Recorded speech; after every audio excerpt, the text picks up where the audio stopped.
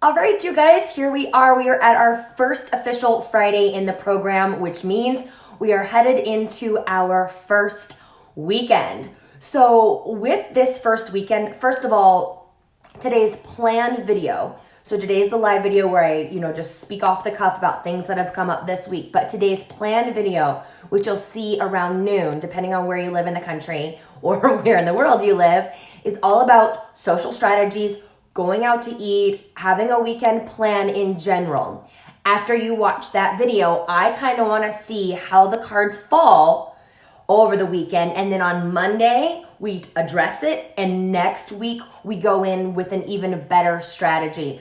But I will tell you this right off the bat, you have to plan for your weekends just as much as you plan for the week.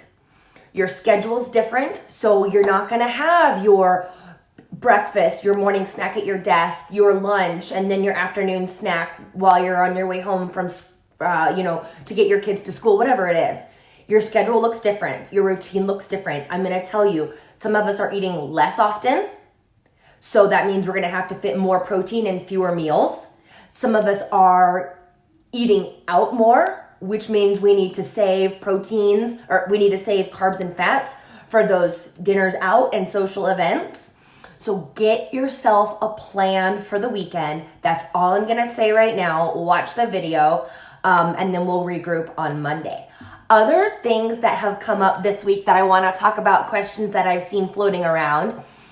First off, protein supplementation. Why do I not recommend more than 2, like a bar and a shake or 2 shakes? So protein that comes from whole food sources, from like animal products or, dairy stuff, which I guess is also an animal product, but eggs and things of that nature. Those proteins are more readily available for our bodies. Our body is able to use those proteins better, more easily in order to convert them into all the things that we need protein for.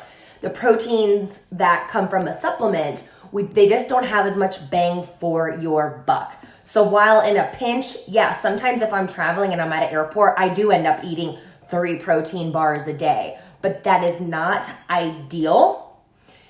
The proteins are different. And in order to build the muscle, which is what we want to increase our metabolism, to look better, feel better, and all of this stuff, we want the majority of our protein coming from whole food sources. Right now, it's not really a huge issue, but I just want to let you know, it's not that hard to hit 140 grams of protein with just 1 protein supplement. Other than that, what else? Why is it important to eat enough? So when I see a bunch of macros left on the table, it literally kills my soul. This is why also I have you guys share your screenshots so I can make sure that you are eating enough. This is something that we will address several times throughout the course of this program, but it all comes down to the amazing fact that our bodies are adaptable machines, for lack of a better word, machines. We adapt. That is what makes us so amazing as humans, and that's why we have been so successful as a species. That's awesome when you're trying to survive. Not so awesome when you're trying to lose fat. So the less you give your body, the less it's going to need to use. It's going to say, oh, well, he's not going to give me all the carbs and proteins that I need, so I'm going to slow down everything that's going on inside of me. I'm just going to pump the brakes and all this work that I'm supposed to do. And that's your body talking in terms of digestion, just anything, just little fidgets that you do. So your body adapts to the lower calories. So the less you give it, the less it's going to need. That's why it's just as important to eat enough as it is to not eat too much. Okay? So when I see a lot of numbers left on that right-hand side of your macros, I know that you're not eating enough. And that's not going to serve you well in the long run. It might work short term, but your body will eventually adapt to that lower calorie setting. And even if you're in fat loss, if you stay in fat loss macros for too long without adding any changes with like a carb cycling, which we'll talk about later, or a maintenance break, what was once your fat loss becomes your maintenance. And then you have to work to rebuild it. So I tell you this now so that you understand it is just important to eat enough as it is important to not eat too much. So please don't be afraid to eat those macros. Your body needs them.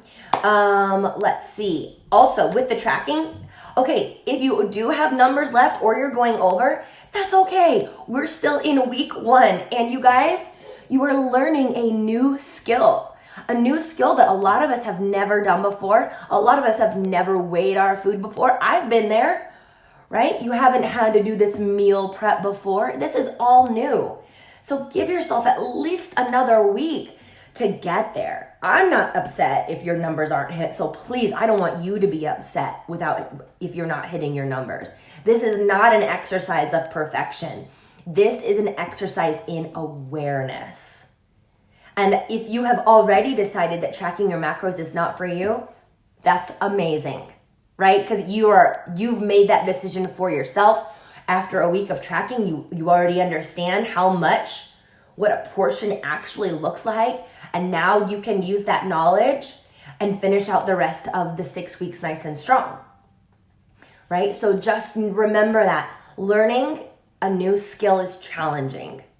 You have learned something new in the past. Maybe it's been a while, right? Maybe it's been a while since you learned something new. But the only thing wrong with that is we forget how hard it is to acquire a new skill. So just keep being patient with yourself. Allow yourself to stumble. Keep asking the questions. And if you want to stick with it, you will eventually get there and it will become second nature. I promise.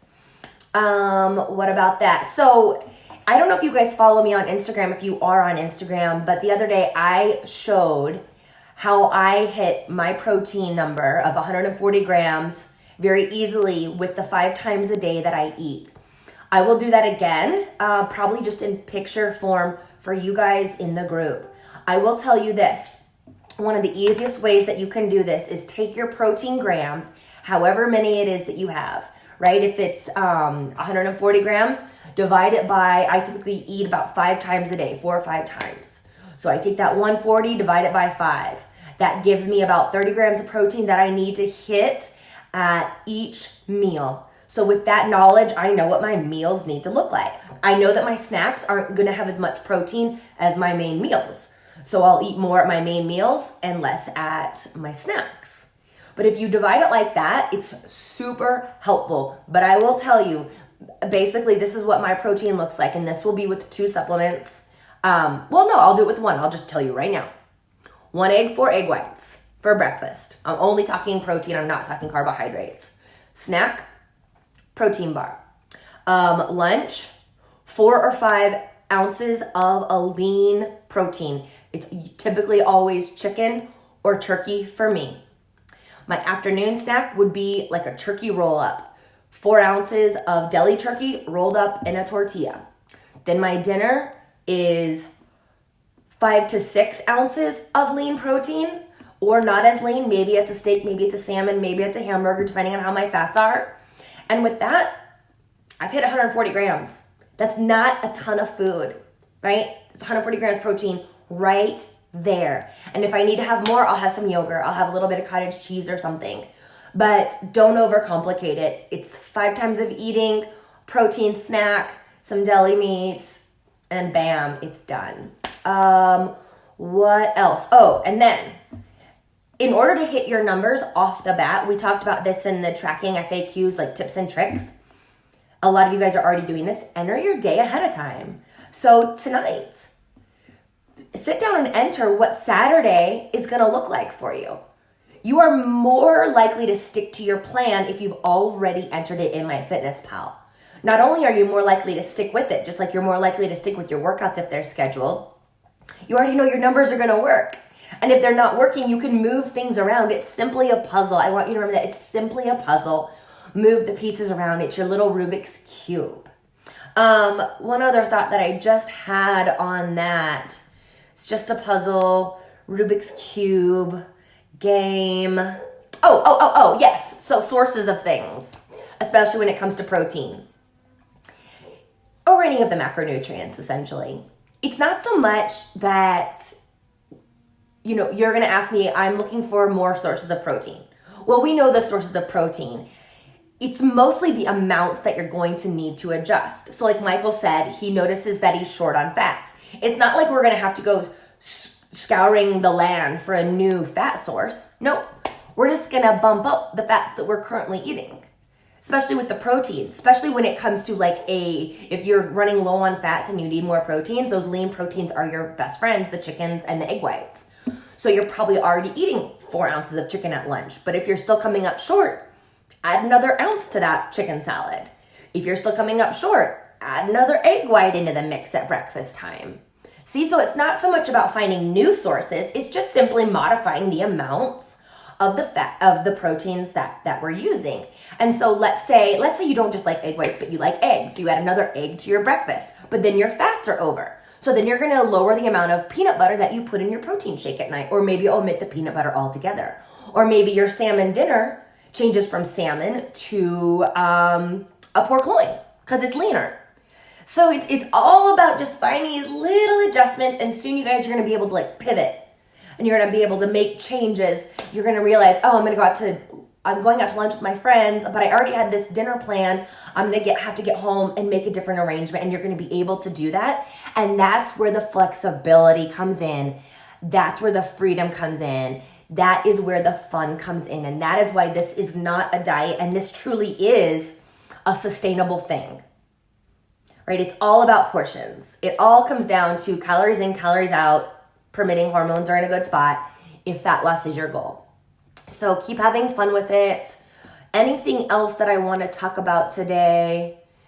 I've talked about the weekend already. Those of you guys that are watching, do you guys have any questions that I didn't address that Joanna, I see you popped on. Let's see if you had a comment. I can't see the comments as well on my phone, so I have to look at my computer. Oh, Joanna, you said good morning. Good morning to you. Other than that, you guys, awesome week. This is our weekend. And we're going to talk Thanksgiving, what a blessing that we're all together for Thanksgiving. Because I want you to enjoy Thanksgiving, but that's going to be a different topic for a different day. I won't keep too much of your time, but keep doing what you're doing. Be flexible, be open to learning, stick with it, trust the process, and you'll hear from me this afternoon with the video about going out to dinner, social strategies, and just weekend shenanigans in general. Have an awesome day, you guys, and I'll talk to you soon. Bye-bye.